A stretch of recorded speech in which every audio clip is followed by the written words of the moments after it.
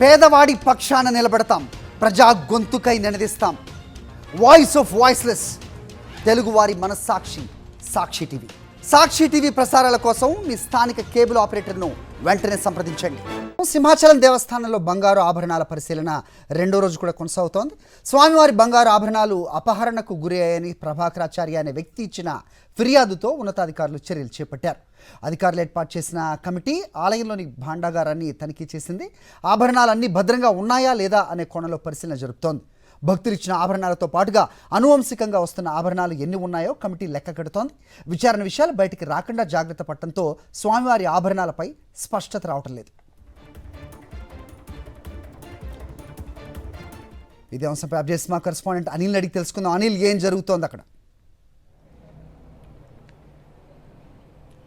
హరి, సింహాచలం అప్పన్న బంగారు ఆభరణాలకు సంబంధించినటువంటి పరిశీలన ఇంకా కొనసాగుతోంది. కమిటీ సభ్యులు ఎవరైతే ఉన్నారో ఆ కమిటీ సభ్యులంతా నిన్న కూడా విచారణ జరిపారు. ఈరోజు కూడా భాండాగారం తెరిచి ఆభరణాలన్నీ భద్రంగా ఉన్నాయా లేదనే పరిశీలనను కొనసాగిస్తున్నారు. రేపు కూడా కమిటీ విచారణ కొనసాగేటువంటి అవకాశం అయితే స్పష్టంగా కనిపిస్తోంది. ఇప్పటికే సింహాచలం అప్పన్న ఆభరణాల్లో అవకతవకలు జరిగాయని వీరబ్రహ్మం గారి మఠానికి చెందినటువంటి రాఘవాచార్య అనే ప్రభాకరాచార్య అనే ఒక వ్యక్తి ఫిర్యాదు చేయడం జరిగింది. ఆ వ్యక్తి ఇచ్చినటువంటి ఫిర్యాదు ఆధారంగా పూర్తిగా కమిటీ విచారణ అయితే కొనసాగుతుంది. రేపు కూడా ఈ పరిశీలన కొనసాగేటువంటి అవకాశం కనిపిస్తుంది. కానీ ఇప్పటి వరకు కూడా సింహాద్రి అపర్ణ ఆభరణాలన్నీ కూడా భద్రంగా ఉన్నాయా లేదా అనే అంశాలు ఇంకా బయటకు రాలేదు. ఎందుకంటే విచారణ పూర్తయిన తర్వాత ప్రభుత్వానికి నివేదిక సమర్పిస్తామని ఎవరైతే కమిటీ సభ్యులు ఉన్నారో కమిటీ సభ్యులు చెప్పడం జరిగింది. రేపు కూడా విచారణ కొనసాగేటువంటి అవకాశం ఉన్న నేపథ్యంలో ఆ తర్వాత ఈ విషయాలన్నీ బయటకు వచ్చేటువంటి అవకాశం కనిపిస్తుంది.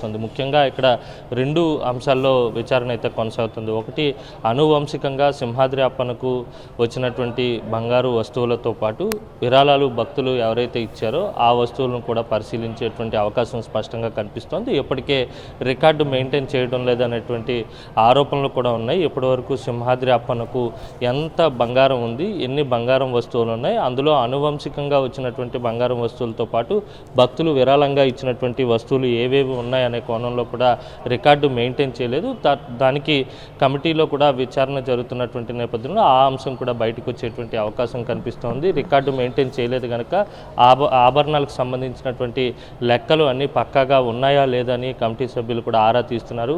అలాగే అనుబంధంగా ఉండేటువంటి దేవాలయాలు ఏవైతే ఉంటాయో ఆ దేవాలయాల్లో కూడా ఆభరణాలన్నీ భద్రంగా ఉన్నాయా లేదా అనే కోణంలో కూడా దర్యాప్తు కొనసాగుతుంది. మొత్తంగా చూస్తే కనుక కమిటీ విచారణ చేసి నివేదిక సమర్పిస్తే కనుక వాస్తవాలు బయటకు వచ్చేటువంటి అవకాశం ఉంటుంది.